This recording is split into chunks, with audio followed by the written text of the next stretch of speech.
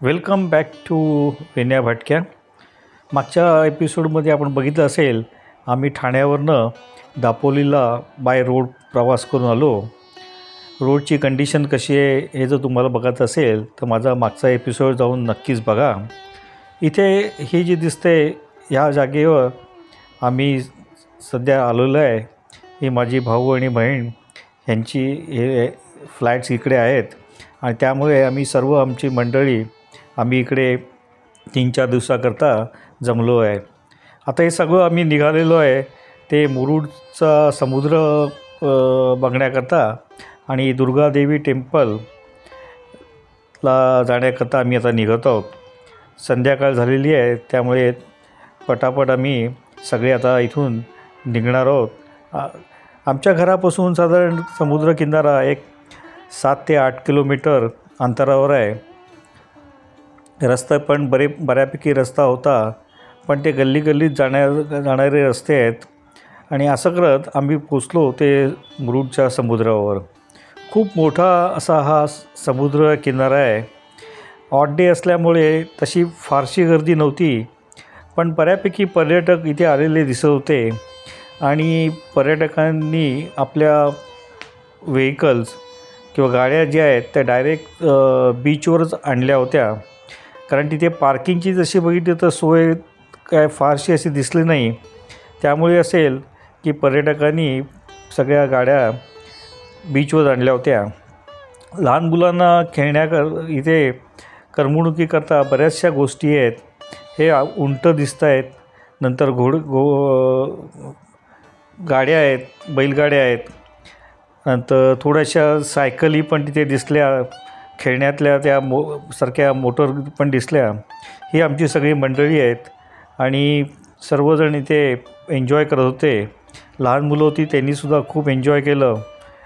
सायकलीवर पण ते बसले किंवा आणि त्या मोटर गाड्या ज्या आहेत त्या मला वाटतं साधारण एक ₹100 पर 15 मिनटं असायला मिळतात. हे बघा, हे माझ्या मागच्या साईडला दिसत आहेत, ह्या सगळ्या मोटर गाड्या आहेत. पण काय मोटरवाले इथे अतिशय वेगाने ड्राईव्ह करत होते आणि खरंच म्हणजे अशा लोकांवर थोडीशी बंदी आणली पाहिजे. कारण लहान मुलं पण इथे एन्जॉय करायला येतात, त्यामुळे ते इकडे तिकडे खेळत असतात, धावत असतात आणि अशावेळी सँडमध्ये जर तुमची मोटरला कंट्रोल नाही आला तर काहीतरी अपघात होण्याची शक्यता असते. त्यामुळे मोटरवाल्यांनीसुद्धा पर्यटकांनीसुद्धा जास्त ॲडव्हेंचर करून इथे ड्राईव्ह करायचा प्रयत्न करू नये अशीच सगळ्यांची इच्छा आहे. हे जे दिसत आहेत ह्या मोटरगाड्या निरनिळ्या टाईपच्या मोटरगाड्या ठेवलेल्या आहेत छोट्याशा, आणि ह्या मला वाटतं हे 10 मिनटं अर्धा तासाकरता चालवण्याकरता पर्यटकांना मिळतं.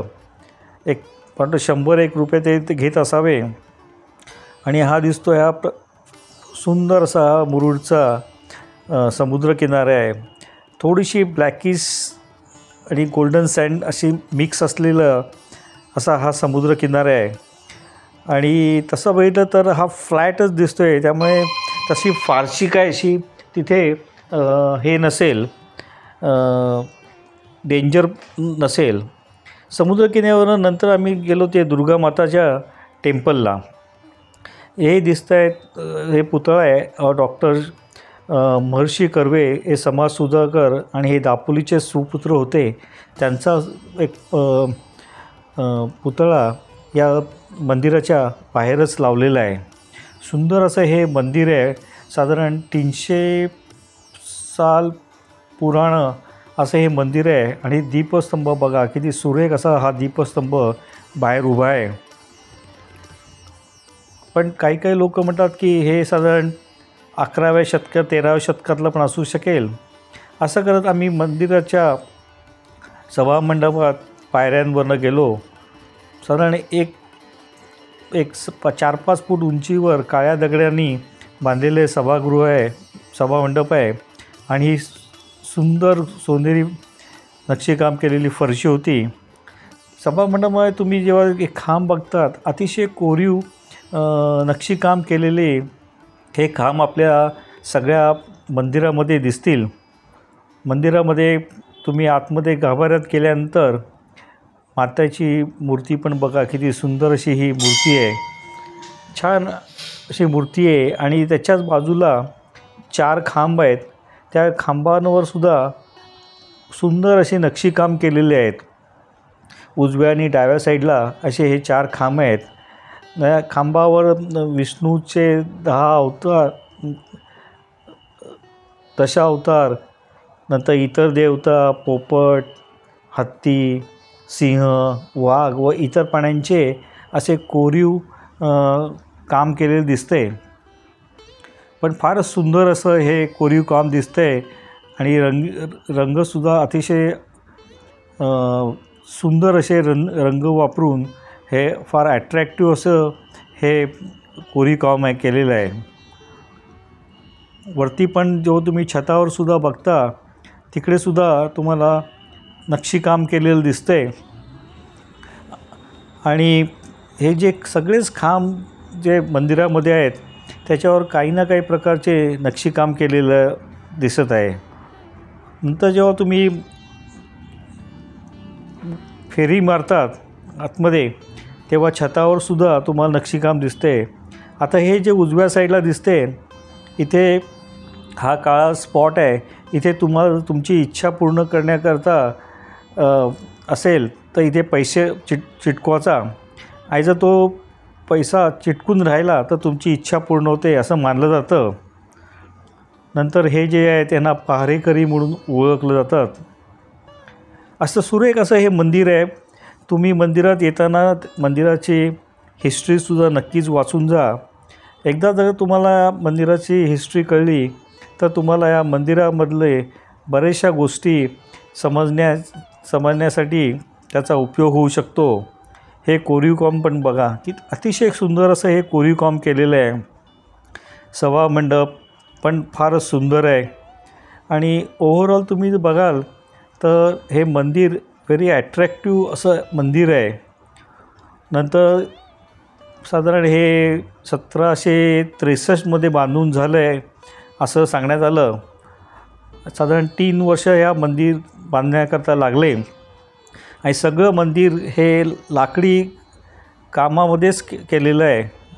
याच्यात कुठचंही प्रकारचं आयर्न किंवा स्टील असं वापरलेलं नाही आहे. काय छान असं हे मंदिर आहे बघा. नंतर ह्या देवीच्या बाजूलासुद्धा इतकं सुरेख नक्षीकाम आहे. आणि इथे तुम्हाला जे दिसते, इथे सगळं ह्याचा हिस्ट्री तुम्हाला वाचायला मिळेल. तर नक्कीच ह्याचा तुम्ही पॉज करून हिस्ट्री नक्कीच वाचू शकाल. मुरुड समुद्रापासून हे साधारण एक 5 मिनिटाच्या अंतरावर आहे. आणि ऑन द वे असल्यामुळे जी मंडळी मुरुड समुद्रावर जातात, समुद्रकिनाऱ्यावर, ते इथे नक्कीच थांबतात आणि मातेचं दर्शन घेतात. 300 वर्षापूर्वीचं हे मंदिर अतिशय चांगल्या ह्यांनी ठेवलेलं आहे. स्वच्छता पण अतिशय सुरेख अशी स्वच्छता तुम्हाला या मंदिरामध्ये दिसते. हे बघा किती कोरीव काम, बघा किती सुंदर कोरीव काम केलेलं आहे. त्यामुळे नुसतंच मंदिरात जाऊन दर्शन घेतल्यानंतर तुम्ही अजून एक अर्धा तास इथे प्रत्येक खांबावरचं कोरीव काम काय आहे ते बघा. आणि साधारण तुम्हाला त्याच्यामधून निरनिराळे गोष्टी समजण्यात मदत होईल. चैत्र शुद्ध प्रतिपदा ते नवमीपर्यंत इथे देवीचा मोठा उत्सव असतो आणि खूप भाविक या मंदिराला त्यावेळेस भेट देतात. उत्सव अतिशय चांगला पद्धतीने ऑर्गनाईज केलेला असतो. त्यामुळे तुमच्या लोकांनी सांगितलं की तुम्ही नक्कीच ह्या वेळेला ह्याच्यामध्ये नक्कीच तुम्ही इथे भेट द्या. हा बघा सभामंडप बघा किती छान केलेलं आहे. आणि सभामंडपामधले लाकडी खांब बघा. या लाकडी खांबावर कुठेही खिळा मारलेला नाही आहे. फक्त हे दगडाच्या पायावर उभे केलेले हे खांब आहेत. असे जे सुरेख असं दिसणारं हे मंदिर आतूनसुद्धा फार छान आहे आणि हा बाजूला एक केलेला हॉल आहे. ही घंटा आहे, ही घंटासुद्धा फार जुनी अशी घंटा आहे आणि असं म्हटलं जातं की चिमाजी अप्पांनी जेव्हा पोर्तुगीजांना हरवून वसईचा किल्ला काबीज केला तेव्हा त्या किल्ल्यामधनं आणलेली ही घंटा असावी. तो खूपच जुनी पुराणी अशी ही घंटा आहे. पूर्वी इथे लोक सांगत होती की याची माहिती दिली होती, पण आम्हाला तर काय अशी ही माहिती फार दिसली नाही. आणि आमचं जेव्हा आम्ही आलो तेव्हा मग अंधार पडला होता आणि लाईटिंगमध्ये फारच सुंदर असं हे मंदिर दिसत होतं. काय बघा किती सुंदर मंदिर आहे आणि जास्त गर्दी पण नव्हती, त्यामुळे दर्शनसुद्धा आमचं अगदी व्यवस्थित दर्शन झालं.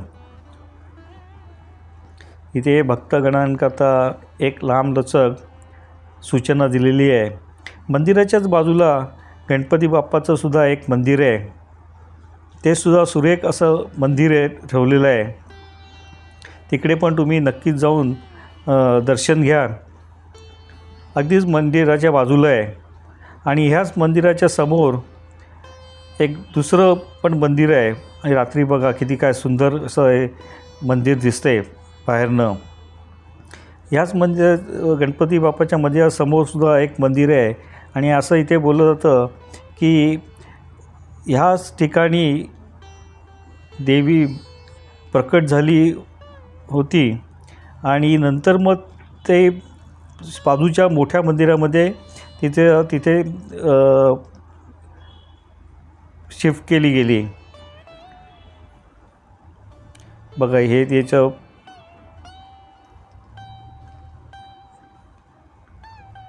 फार छान असं ही जागा आहे.